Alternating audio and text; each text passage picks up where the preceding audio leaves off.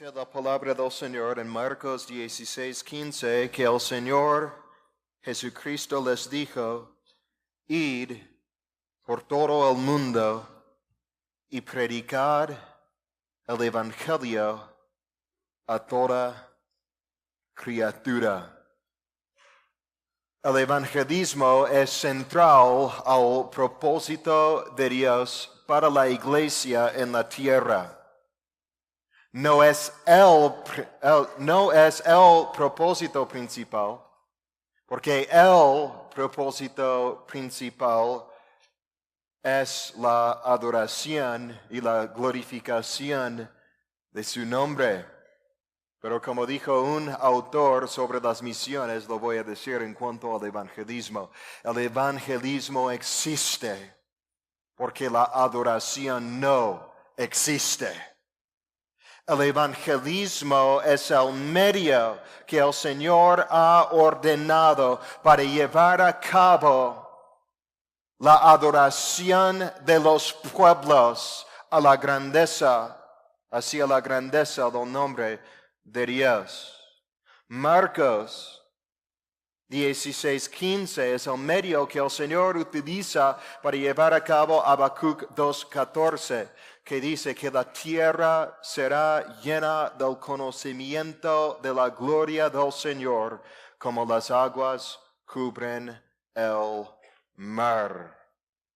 Así dice el Señor también en el libro de Malaquías, capítulo 1, versículo 11, porque desde donde el sol nace hasta donde se pone, es grande mi nombre entre las naciones, y en todo lugar se ofrece a mi nombre incienso y ofrenda limpia, porque grande es mi nombre entre las naciones, dice el Señor de los ejércitos. Esa es una profecía escatológica, hablando de lo mismo de lo que habla el profeta Habacuc.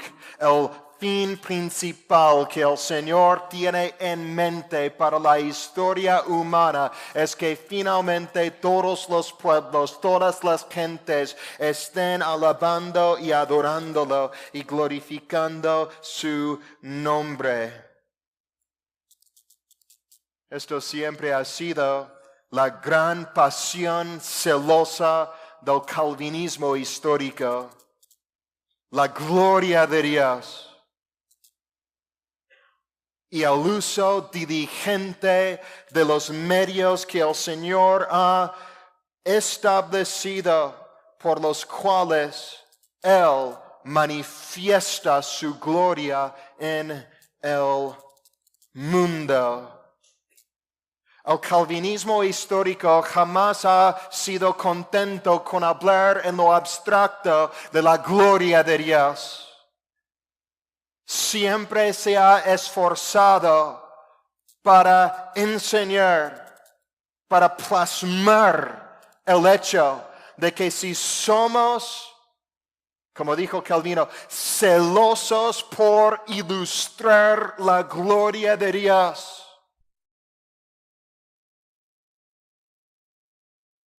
existe, se manifestará por un celo práctico y experiencial de ocuparnos en las buenas obras y en los medios reales de acto de práctica que el Señor ha ordenado para glorificarse. Si somos celosos por la glorificación del nombre de Dios, seremos celosos por la evangelización. Si no somos celosos por la evangelización del mundo, entonces no importa lo que profesamos creer, no somos celosos por exhibir la gloria de Dios. Si no nos parte el corazón al ver los pueblos inconversos y perdidos, al ver la gran población de esta ciudad andando bajo la ira justa del Altísimo. Si eso no nos inflige con una tristeza santa, no somos celosos por la gloria de Dios.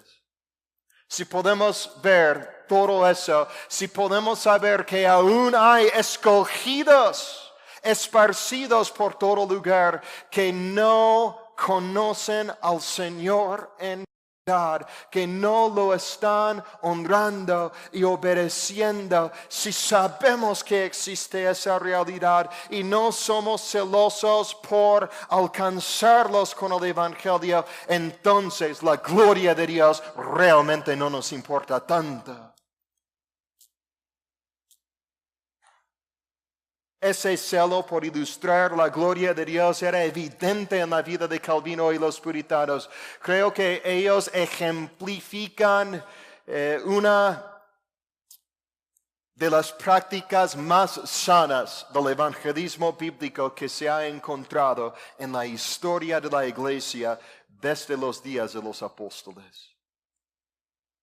Los metodistas calvinistas practicaban el evangelismo reformado y sacudieron al mundo, el Espíritu de Dios siendo derramado ahí. Una de las críticas más comunes contra el calvinismo es que según es destructivo a la obra verdadera del evangelismo. Sobre todo, la predestinación y la soberanía de Dios son fatales, según lo que dicen algunos, a la obra y al celo evangelísticos. Si Dios ha predestinado a los que van a ser salvos, ¿por qué evangelizar? Dicen. Y dicen que los calvinistas realmente no están preocupados por la evangelización del mundo. Y eso no es cierto. No es cierto bíblicamente y no es cierto históricamente. No ha existido en la historia de la iglesia evangelistas más dotados por el Espíritu y con éxito real desde lo alto, con fruto que permanece para la gloria de Dios, que hombres como George Whitefield, Charles Spurgeon, Jonathan Edwards, David Brainerd, Joseph Richard Baxter, otros puritanos, John Bunyan, que en su día se levantaba y anunciaba el Evangelio al aire libre hasta que multitudes de cientos y miles lo escuchaban antes de su encarcelamiento. Cuando fue encarcelado, esa pasión ardiente por la evangelización del mundo, porque era tan celoso por ilustrar la gloria de Dios en el mundo, John Bunyan no se podía contener. Y ya que no tenía nadie ahí en la cárcel a la que podía predicar, se dedicó a escribir. Y escribir ese famoso libro, El Progreso del Peregrino. Y ese libro ha sido más impreso y traducido que cualquier otro libro en la historia del mundo, siendo segundo solamente a la Biblia. Tengo un conocido personal que era mi jefe, trabajaba por él antes cuando estaba en Ohio, de donde soy, y le regalé el libro de John Bunyan antes de mi partida de ese lugar, y luego lo leyó, y el Señor tuvo misericordia de su alma y se convirtió. Con ese libro, John Bunyan sigue evangelizando en el día de hoy, celoso. Segunda Timoteo habla de la doctrina de la elección, capítulo 2. Impresionante como el apóstol Pablo aquí estructura la doctrina de la elección dentro de la idea de su pasión evangelística. Cuando dice en el versículo 10, todo lo soporto por amor de los escogidos, para que ellos también obtengan la salvación que es en Cristo Jesús con gloria nuestra. ¿Qué es lo que Pablo soportaba por amor de los escogidos? Segunda Corintios nos lo dice. con todos los sufrimientos, con todos los viajes, con todos los ayunos, con todos los esfuerzos, con todas las persecuciones, con todas las amenazas contra su vida, esforzándose celosamente por ilustrar la gloria de Dios en ciudad tras ciudad, proclamando el Evangelio de Cristo. ¿Por qué lo hizo? Según lo que dice, por amor a que el Señor ha determinado que todos que por su libre albedrío lo iban a escoger por el ejercicio de la fe, que todos tienen la capacidad inherente de ejercer cuando quisieran. No. Por amor a los escogidos. A los escogidos.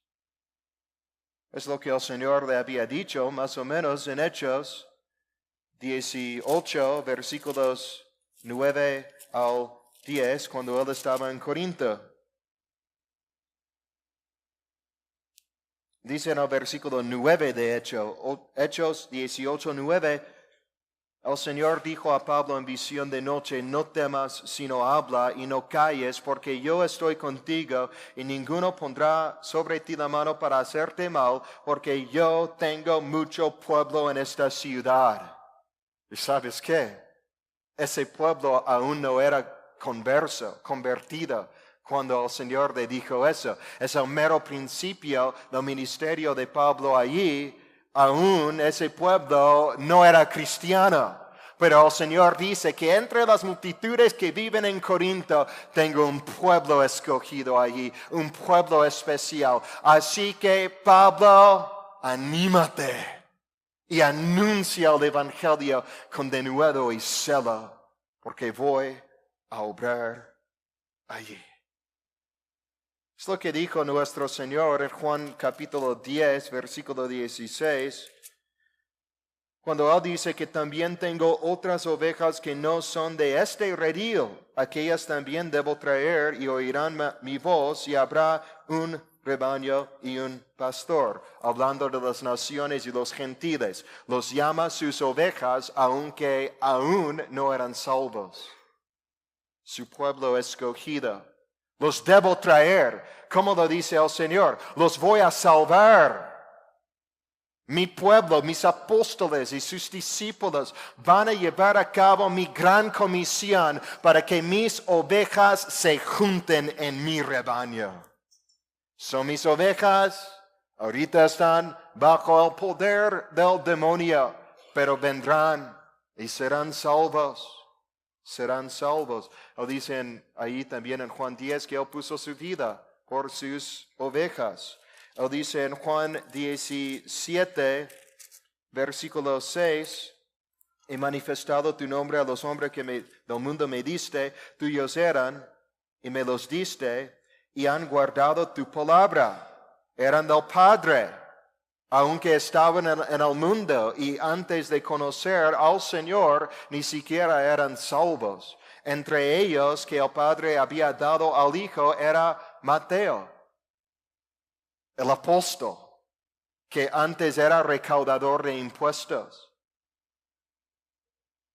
Pero era del Padre, aunque era recaudador de impuestos y muerto en sus pecados. Y el Padre le dio al Hijo, el Hijo lo rescató, el Hijo lo llamó, el Hijo lo levantó como apóstol. El Hijo ruega por él, intercede por él, aquí en este versículo. Luego dice en el 9, yo ruego por ellos, no ruego por el mundo, sino por los que me diste, porque tuyos son. No intercedo por la salvación de todo el mundo, el Hijo allí, sabiendo de la voluntad soberana del Padre, del plan eterno del Padre, del pacto de redención que se hizo entre el Padre y el Hijo desde antes de la fundación del mundo. Y Él dice claramente, yo no tengo ninguna intención de salvarlos a todos. No ruego por todos, ruego por los que me diste. Luego versículo 20, mas no ruego solamente por esto, sino también por los que han de creer en mí por la palabra de ellos, no solo por los apóstoles, sino también los que serían alcanzados por el mensaje que los apóstoles serían los instrumentos de comunicar al mundo y de guardar para nosotros en el testimonio inscrito infalible de las escrituras del Nuevo Testamento. El calvinismo histórico siempre se ha esforzado en la divulgación del Evangelio. Lejos de hacer daño a la obra del verdadero evangelismo, el calvinismo ha sido la raíz doctrinal de muchos movimientos evangelísticos en la historia. El movimiento misionero moderno, que empezó con el envío de hombres como William Carey y Adoniram Judson y otros, empezó en círculos calvinistas. Círculos calvinistas. Evangelización, obras misioneras. Y no solo eso, sino también han llevado a cabo esa tarea de la evangelización conforme a las escrituras. Conforme a las escrituras. Quizá una de las razones por las que muchos dicen que el calvinismo es dañoso al evangelismo, bueno, sabemos que la razón principal es la ignorancia. Los que saben eso no saben qué es el calvinismo y muchas veces confunden el calvinismo con lo que es el hipercalvinismo. Y el hipercalvinismo es tan falso como el mismo pelagianismo. Es falso. Es falso. El hipercalvinismo es peligroso, es dañoso. Es fatal a la obra del evangelismo. E históricamente, incluso el hipercalvinismo ha conllevado otras herejías doctrinales como el antinomianismo y otras cosas semejantes. No tiene nada que ver con lo que enseñaba Calvino, no tiene nada que ver con la teología reformada que vemos en la palabra de Dios. Pero, reconociendo eso, quizá una de las razones por las que muchos se oponen al calvinismo diciendo que es dañoso a la obra del evangelismo es que el calvinismo es dañoso y fatal a la mayor parte del evangelismo moderno llevado a cabo por la iglesia cristiana de hoy en día. Porque el calvinismo enseña que su manera de evangelizar muchas veces hace más daño que bien. Muchas veces resulta en más conversiones falsas que conversiones verdaderas. Engaña a la gente en vez de despertar a la gente a la gloria de Dios en el Evangelio de Cristo. Podemos aprender mucho si volvemos a las sendas antiguas y estudiamos el evangelismo de los puritanos. Quiero hablar de eso brevemente y quiero hablar de algunos de los principios bíblicos y convicciones sobre los cuales los puritanos basaban sus esfuerzos evangelísticos. Lo que vemos allí, que es un ejemplo digno de imitación, es que los puritanos se esforzaban por basar todos sus métodos en la palabra de Dios. Eran conscientemente bíblicos. ¿Quiénes eran los puritanos? Hemos estado hablando de ellos. Algunos piensan que eran los fariseos del siglo XVIII. Incluso el nombre puritano tiene algo en común con el nombre fariseo. Los que buscan la pureza, los que buscan purificar. Puritano, fariseo, la raíz de lingüística del término fariseo. Pero quiero aclarar algo allí. El término puritano no es un término que ellos se aplicaron a sí mismos. Era una insulta derogatoria que nació de la iglesia anglicana y del gobierno y de la población bajo la iglesia anglicana como para atacar a los pastores no conformistas. Por eso muchos prefieren usar el término los no conformistas o los anticonformistas en vez del término puritano. Porque era una generación de pastores y teólogos en Inglaterra, más o menos dentro de los años 1560 y 1700, aunque su tradición y su corriente y su historia y su impacto continuó después de 1700. Y ellos querían reformar la iglesia de Inglaterra.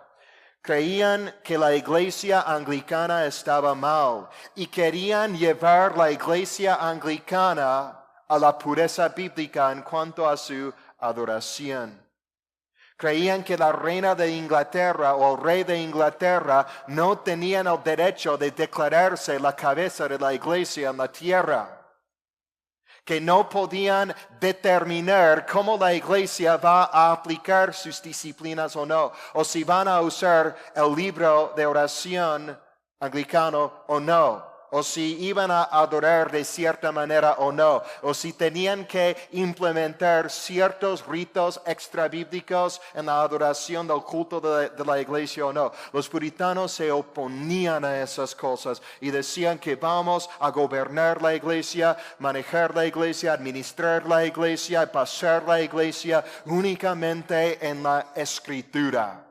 Y por lo tanto nos separamos de esa iglesia mala. No conformistas, no se conformaban.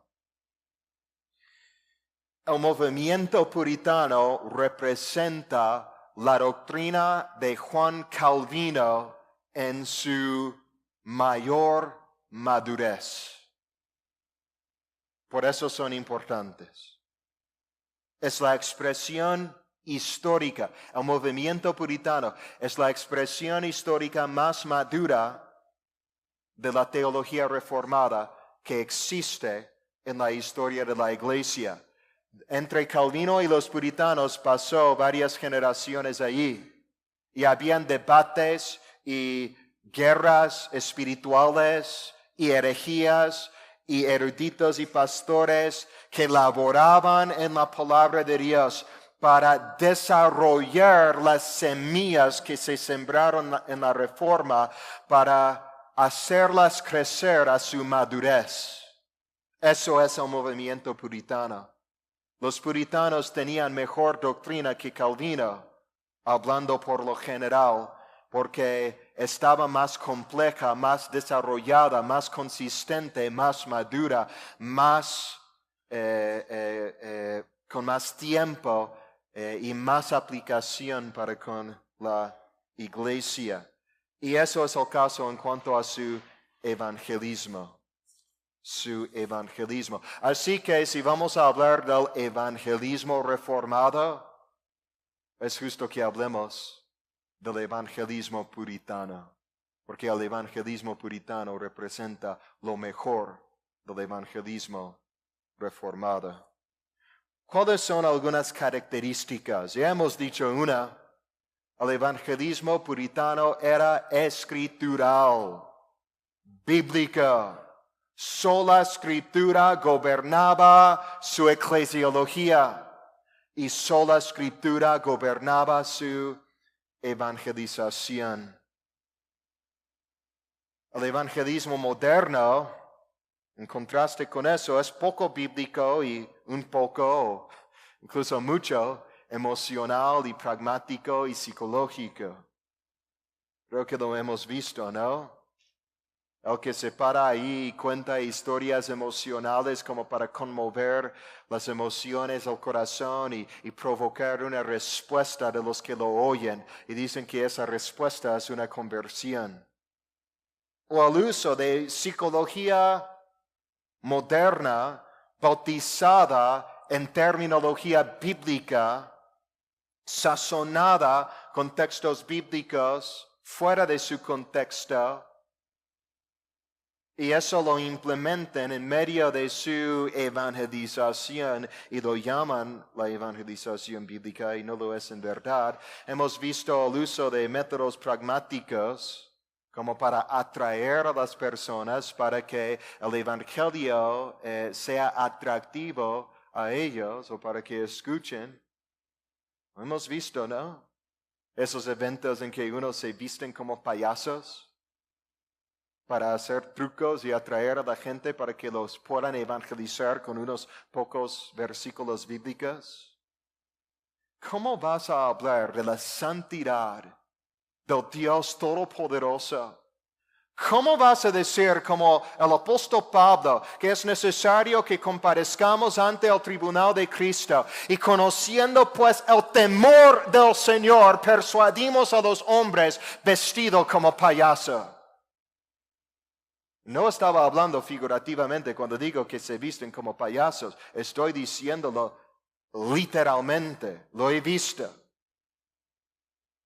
Raperos adoptando formas musicales del entretenimiento del mundo, metiéndolo a la iglesia, usándolo para apelar a los deseos carnales de la juventud para que llenen las iglesias y presentan un mensaje evangelístico ahí.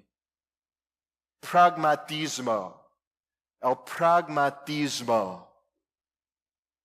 O como dijo uno en un artículo que leí en una página web neocalvinista, que para evangelizar lo que debemos hacer es ir a la tienda, comprar uno de esos paquetes de 6 cervezas y andar por nuestro vecindario hasta que veamos a uno de nuestros vecinos fuera de su casa en un día que tiene calor, acercarnos a él y ofrecer compartir con él nuestras cervezas, y una vez que hayamos tomado 2 o 3 cervezas, empezar a compartirle el evangelio.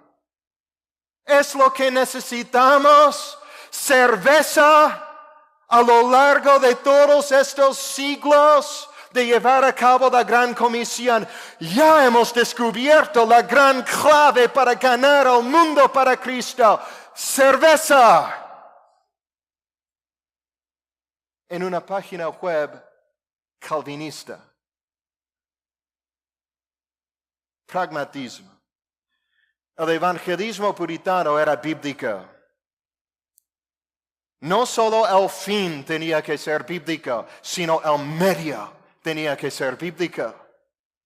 Hoy en día, ¿qué pasa con el evangelismo moderno? ¿Qué es el fin principal? La conversión de la gente, o ganar números, tener éxito, que se define en términos de una profesión de fe. Esa es la meta, ese es el fin. Éxito. ¿Qué es la meta principal del evangelismo puritano? Todos deben decir ahí en unidad, la gloria de Dios.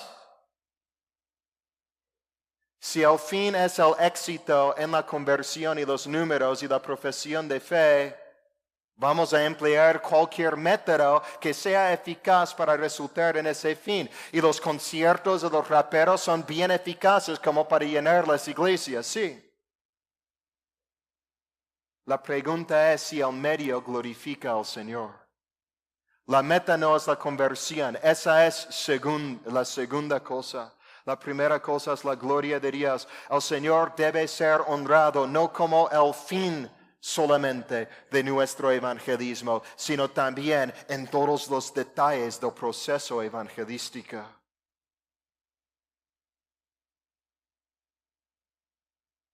El evangelismo puritano daba honor a la preeminencia de la Biblia en su evangelización.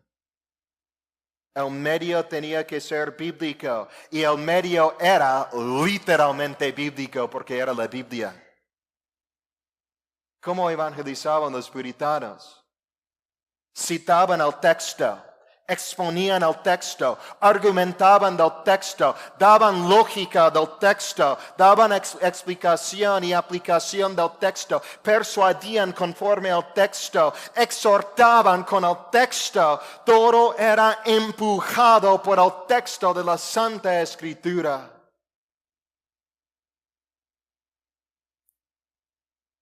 Creían en el poder de la palabra de Dios, como dice Salmo 19:7. La ley de Jehová es perfecta que convierte el alma. Los puritanos creían que la Biblia es suficiente como para llevar a cabo la gran comisión eficazmente en la voluntad del Señor para su gloria. Y que lo único que necesitamos para tener éxito real en el evangelismo es la palabra de Dios siendo expuesta en el poder del Espíritu.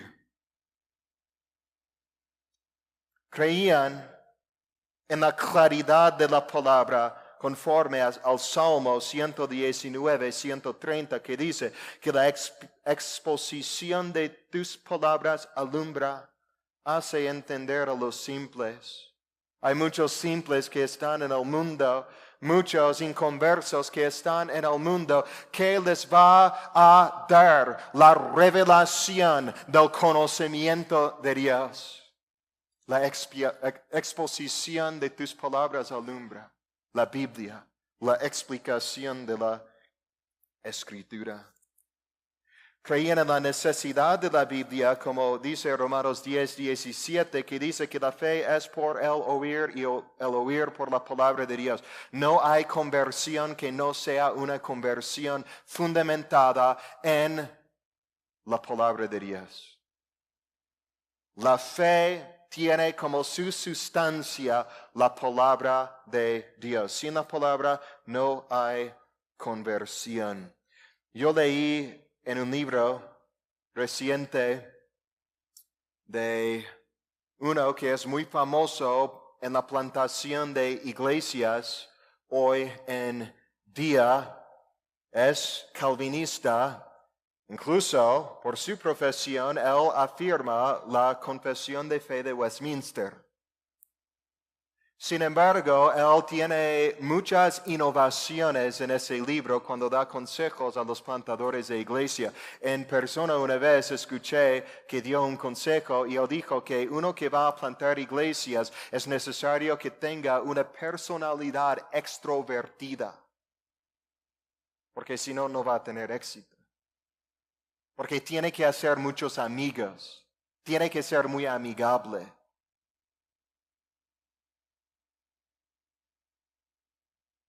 Él mismo dice en su libro que la adoración de la iglesia debe emplear las mejores formas musicales y los artes de la música mundana, de tal manera que sea atractiva a los inconversos. Y él dijo que el propósito del canto en la iglesia, un propósito, es la evangelización de los perdidos. Por lo tanto, los músicos que dirigen nuestra música deben de ser los que tienen más talento y lo deben hacer con más excelencia con la que lo hace el mundo. Trucos. Uno que se convierte por la música se va a deconvertir cuando el tono de la música va mal. Es por eso que venimos a Cristo, porque hay bonita música en la iglesia. Cerveza, música, payasos, trucos, historias bonitas que tocan las emociones. La confesión de 1689, que es la que nosotros manejamos, fue escrita por puritanos. Así que representa las convicciones de ellos. Y esa confesión dice en el capítulo 20, párrafo 2, cito, esta promesa de Cristo y la salvación por medio de Él es revelada solamente por la palabra de Dios. Ahí está hablando de la promesa de la salvación que los hombres creen a fin de convertirse. Es revelada solamente por la palabra de Dios. Es común en un libro puritano evangelístico, como hay un libro del que voy a hablar aquí, está disponible en español. Es de Josef, es el autor, y el libro se llama Una guía segura al cielo. Los editoriales modernos le han puesto ese nombre porque la primera versión no tenía ese nombre. Creo que es buen nombre, pero el primer nombre no era así. El primer nombre se llamaba Una alarma a los pecadores inconversos. Pero creo que el editorial moderno pensaba que no había muchos inconversos que lo iban a leer con ese título, ni muchos cristianos, así que cambiaron el título. Pero el contenido es igual. El contenido del libro es igual. Y es común, si ves ese libro, en una página vas a ver a veces 5 referencias bíblicas, a veces 10, a veces 15 referencias bíblicas. Hace algo y salen textos, dice algo y salen textos. Hace una declaración y lo comprueba con textos. Dice algo y lo expone de la Biblia. Es un evangelismo conducido, manejado y empujado por la palabra de Dios. Hermanos, si nosotros vamos a poder llevar a cabo nuestra comisión de acuerdo a la voluntad del Señor, tenemos que saturar nuestros encuentros evangelísticos con la palabra de Dios. Algunos han dicho que hay que evangelizar sin la Biblia en la mano, porque al momento en que el inconverso la vea va a pensar que eres un fanático religioso y no te va a hacer caso. Sí, pues ¿qué va a pensar el primer momento que citas el primer texto bíblico? Lo mismo.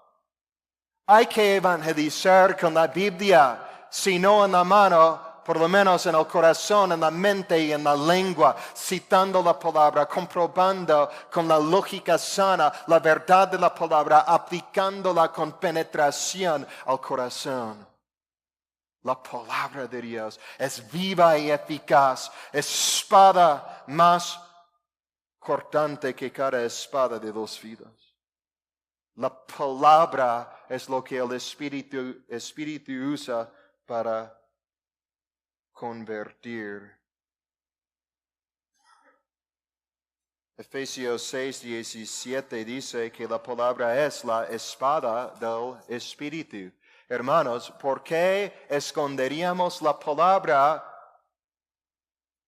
con la que derrotamos las fortalezas de Satanás a fin de tratar de ganar a los inconversos demoniados con entretenimiento del mundo? Charles Spurgeon tiene un buen artículo en el internet. El título se llama Alimentando ovejas o entreteniendo machos cabríos. ¿Cuál estamos haciendo? Estaba hablando a pastores en la iglesia diciendo que hemos de exponer la palabra y no a utilizar trucos del teatro. Pero lo mismo aplica a la evangelización. Otra característica del evangelismo puritano, y quería destacar esa primera porque es el fundamento y es lo más importante. Pero otra característica que fluye de la primera es que el evangelismo puritano era doctrinalmente robusto y profundo y amplio. El evangelismo moderno, al contrario, es reduccionista, es superficial, es simplista. El evangelismo moderno todavía está sufriendo las semillas que se sembraron durante lo que se llama el segundo gran despertar, que no era nada como el primer gran despertar del que nos habló nuestro hermano Aarón. Porque en el segundo gran despertar, habían unos movimientos aislados en diferentes lugares del espíritu, genuinos, pero había mucha falsedad a la vez. Y algunos predicadores influenciales, incluso algunos que eran reformados en cuanto a su convicción teológica, buscaban el avivamiento y el mayor alcance evangelístico posible por medio del ecumenismo. Querían unirse con todos los otros cristianos para llevar a cabo la evangelización del mundo. Y en teoría, pues suena bien. Nos unimos como el cuerpo de Cristo para alcanzar el mundo.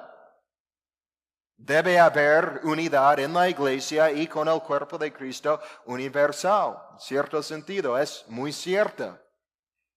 Sin embargo, ellos redujeron la doctrina que enseñaban, que escribían, que enfatizaban a fin de poder llevarse bien con semipelagianos, en algunos casos pelagianos como Charles Finney, con arminianos, con otros que batallaban con la Trinidad, pero se juntaban allí para alcanzar el mundo.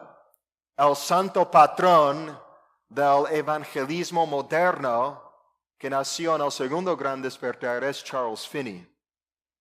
Pero su legado ha continuado por medio de hombres como Billy Sunday y en la generación más reciente, Billy Graham. ¿Qué vemos en el evangelismo de Billy Graham? ¿Un evangelismo bíblico? Poco bíblico. Y mucho antibíblico. Juan 3:16 es bíblico. Citar ese texto es bíblico. Por eso digo poco bíblico. Mucho antibíblico, porque ¿qué vemos en las campañas de él? Monjas sentadas allí, haciendo así a sus prédicas. Monjas católicas romanas. ¿Por qué? Porque ha reducido la doctrina a unos elementos tan básicos que todos pueden estar de acuerdo, hasta que los mismos de la iglesia de la gran ramera. Reduccionismo. El evangelismo moderno niega la profundidad doctrinal a fin de lograr el mayor alcance posible. El evangelismo puritano busca el mayor alcance posible, no negando la profundidad doctrinal, sino por medio de la profundidad doctrinal. Un hombre sabio, un pastor bíblico, una vez dio el consejo a otros pastores, porque normalmente los pastores se preocupan mucho por el tamaño de sus iglesias, queriendo crecerlas. Y él les dijo, tú, hay de preocuparte no por el alcance de tu ministerio, sino por la profundidad de tu ministerio.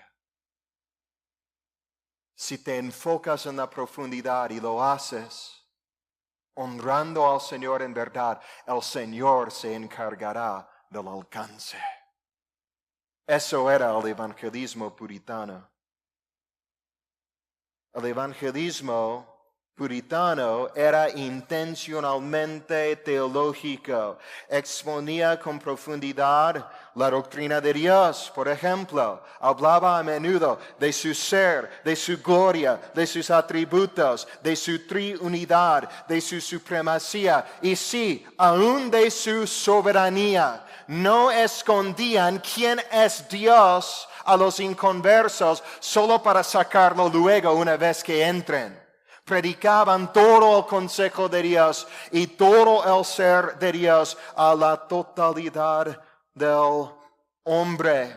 Josef en ese libro habla al inconverso y dice, ¿te das cuenta, oh inconverso, que Dios en todos sus atributos se opone a ti en tu condición inconversa? Y él dice, La justicia de Dios está en contra de ti y lo expone. La santidad de Dios está en contra de ti y lo expone. Y él dice, la fidelidad de Dios es en contra de ti y la expone.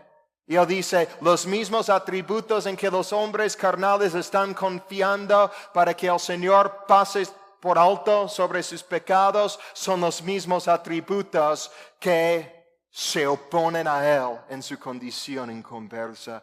Y Él dice, por eso es urgente que te conviertas. Como dijo el puritano Richard Baxter, es necesario que seas un nuevo hombre, porque si no vas a ser un hombre muerto, eternamente muerto. También predicaban a Cristo, eran intencionalmente cristocéntricos en todo lo que exponían.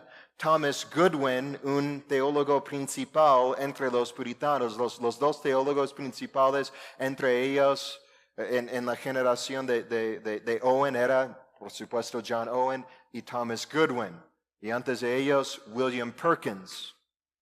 Algunos puritanos no tenían educación formal ni teológica, como John Bunyan y John Flavel.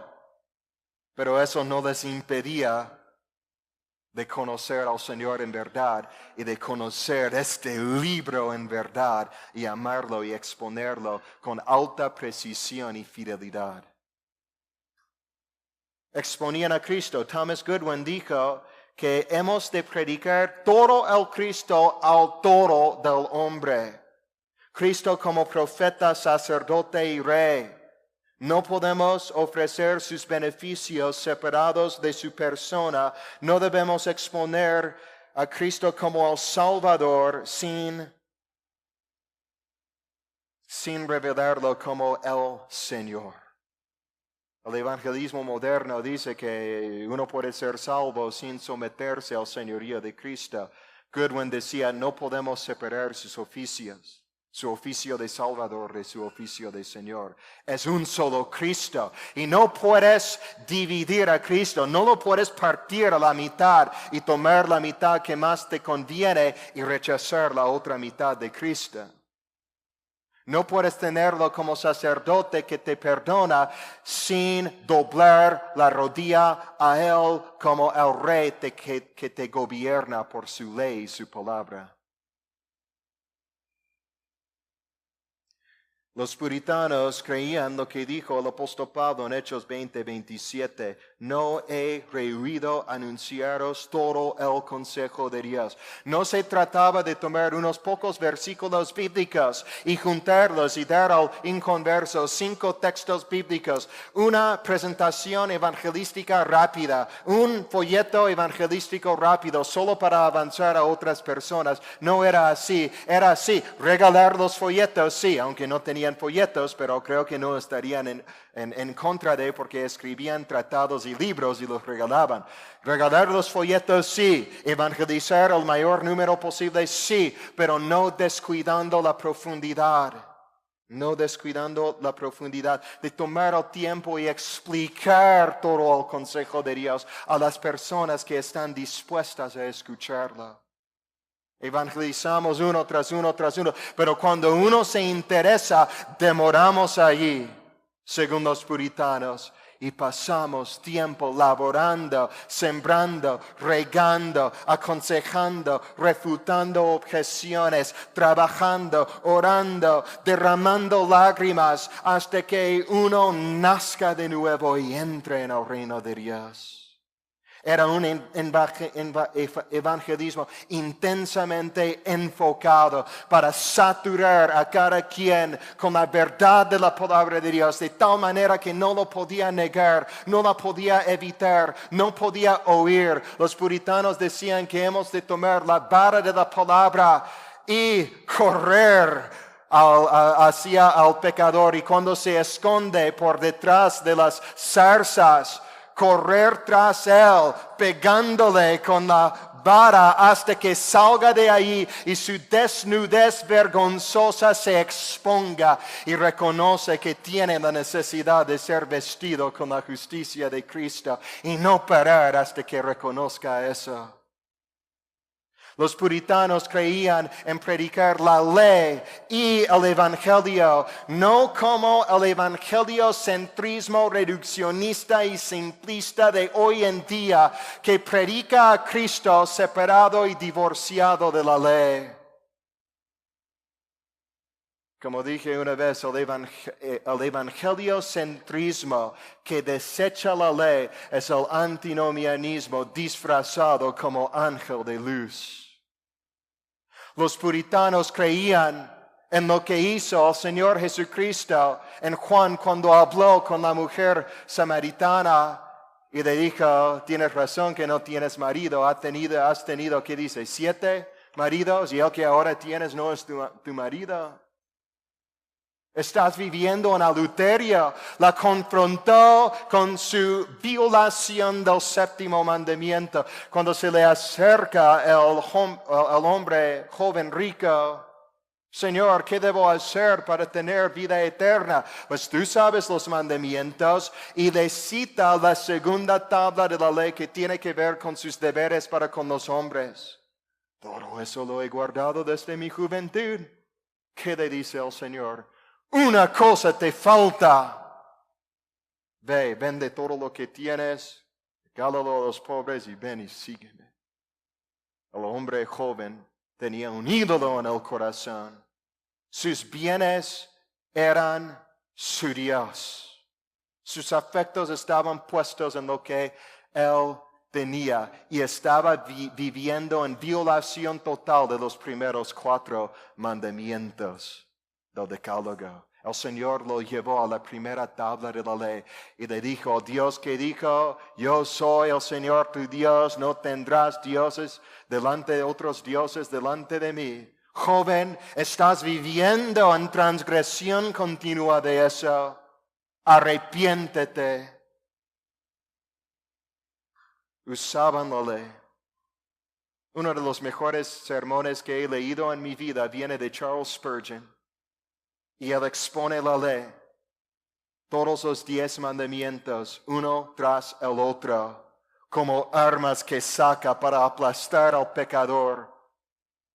Y luego saca la gloria del Evangelio y la suficiencia de Cristo, como que a veces solo Spurgeon puede hacer, hasta que te enamores de nuevo con Cristo por la hermosura con la que lo pinta con sus palabras.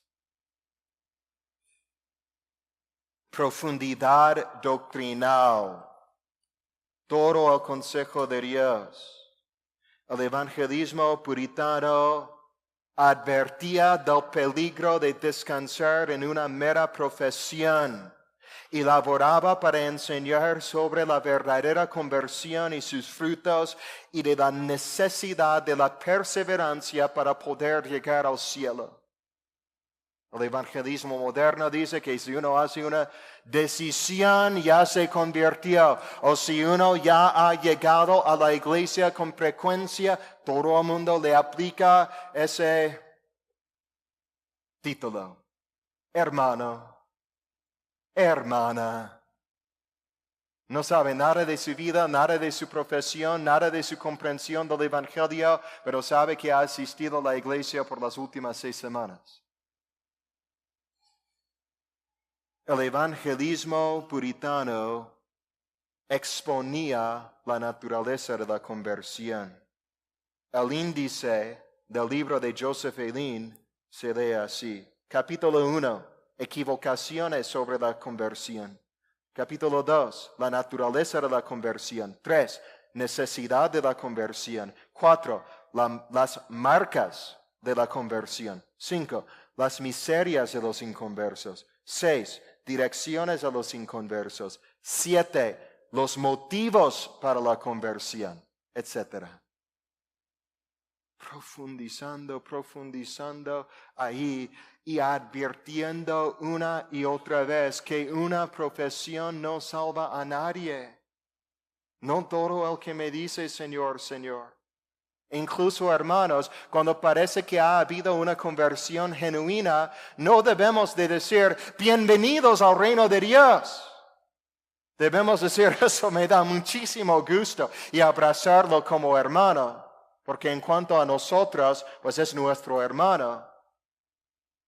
Pero a la vez le debemos aconsejar a que no presuma, a que se esfuerce por entrar por la puerta angosta, porque muchos procurarán entrar y no podrán. Los puritanos entendían esa puerta no como la puerta de la conversión solamente, sino como la puerta del cielo, que es al final de la vida del cristiano y de su peregrinaje en este mundo. Por lo tanto, es necesario ese esfuerzo a lo largo de la vida cristiana. Es necesario, como vamos a hablar, la autoexaminación. Es necesario el andar con reverencia santa en el temor del Señor. El puritano Matthew Mead escribió un libro basado en Hechos 26, verso 28. En que el rey Agripa le dice a Pablo después de su discurso, Pablo, casi me convences a mí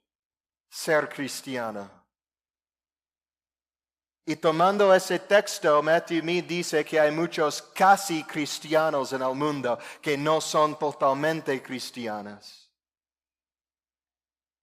Y por todas las páginas de su libro, él habla de las experiencias que los inconversos pueden tener, que son semejantes a las de los santos, pero no lo son en verdad. Y distingue y explica bíblicamente cuáles son las diferencias para que nadie se engañe. A la vez, no eran severos o duros, porque eran conscientes de la necesidad de ser prudente y no lastimar la conciencia de los débiles o de los santos verdaderos que luchan con la seguridad de su salvación. Y por lo tanto hablaba mucho de las promesas y de la consolación del Evangelio y de la suficiencia y gloria del Señor Jesucristo para que los santos puedan tener el gozo de la salvación.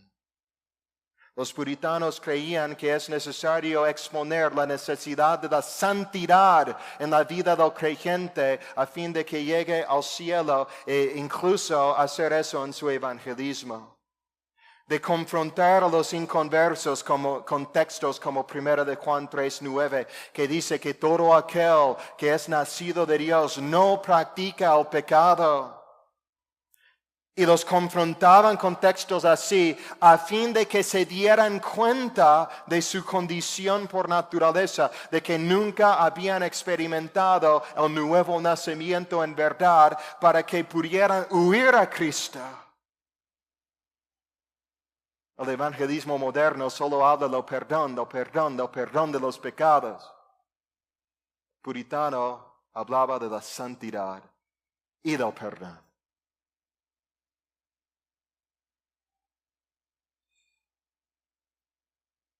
El evangelismo puritano era celoso, era tierno, era esforzado, era apasionado, era amoroso, era clemente.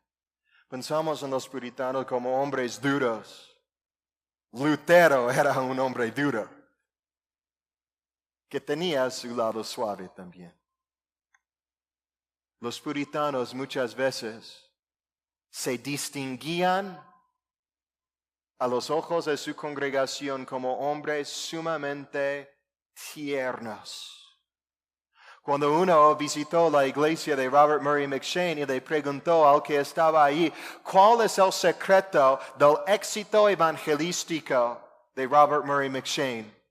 El que conocía derramamientos poderosos del Espíritu, avivamientos reales en su ministerio, conversiones de bastante gente. Dijo, ¿cuál es el secreto de su éxito?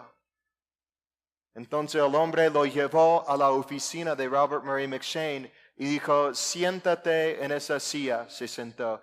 Y dijo, ahora inclínate pon tus tobillos sobre el escritorio. Y lo hizo. Dijo, ahora pon tu cara en tus manos. Y lo hizo. y dijo, ahora llora. Y luego dijo, ven, levántate, ven. Y lo subió al púlpito y dijo, pon tus tobillos allí, pon tus manos en tu cara en tus manos. Y dijo, ahora llora de nuevo, llora otra vez. Eso era el secreto de su éxito evangelístico. Sumamente lleno de la compasión de aquel que dijo que se movía al ver las ovejas descarriadas que no tenían pastor, perdidas en el mundo.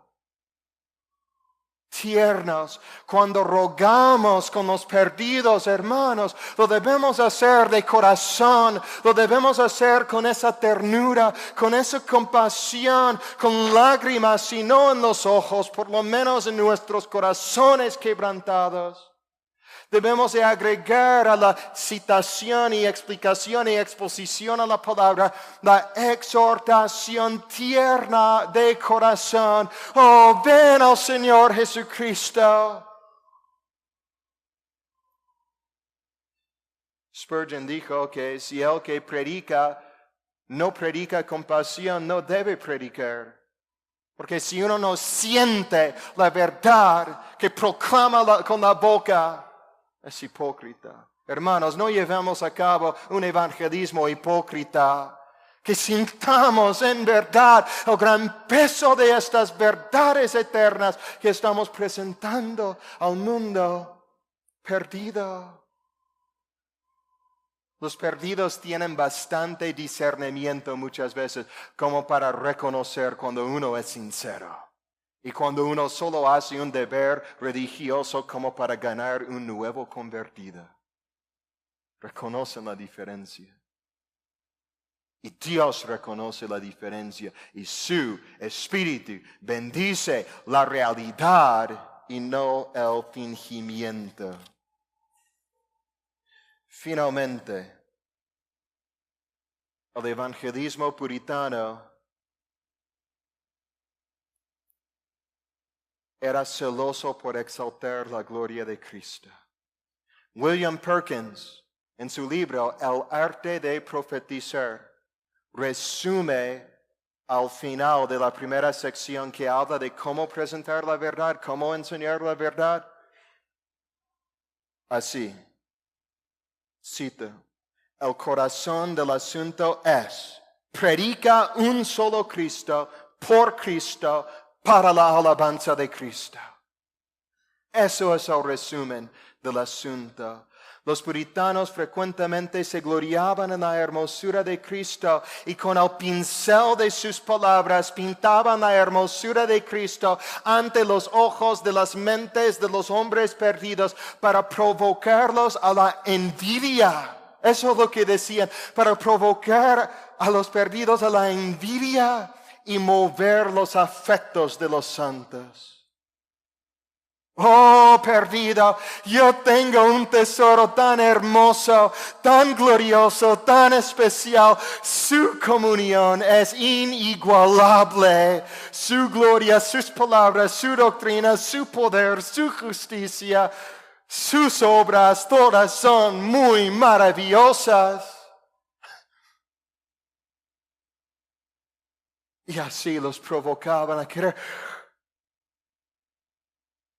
Tiene algo especial de lo que yo no sé nada. Por su evangelización, uno era confrontado con el Cristo vivo continuamente por el Espíritu. Como dice Pablo a los Gálatas en Gálatas 3:1. Cristo ha sido puesto delante de vuestros ojos como claramente crucificado. Así intentaban hacer, pintar la gloria del Hijo en su obra redentora. Por medio de su evangelización, por medio de las voces y los ruegos de los puritanos, uno solía oír la voz tierna y a la vez intensa del Salvador, susurrando, ven y sígueme y te abrazaré con el amor eterno. El evangelismo puritano era bíblico, doctrinalmente robusto, experiencialmente práctico, con discernimiento penetrante respecto a la conversión genuina, empapada con oración ferviente, esforzado con urgencia, compasión, celo, ternura. Y hay mucho más que podemos decir, pero creo que eso es bastante como para animarnos, hermanos, y estimularnos a que imitemos su ejemplo así como ellos seguían en pos de Cristo. Que ese espíritu viva entre nosotros, que volvamos a las sendas antiguas, que este celo por ilustrar la gloria de Dios entre las naciones se realice en nuestra evangelización ferviente, para que podamos alcanzar al mundo, la nación, la ciudad, la iglesia, los inconversos en la iglesia y nuestras familias con la verdad del Evangelio de Cristo. Amén.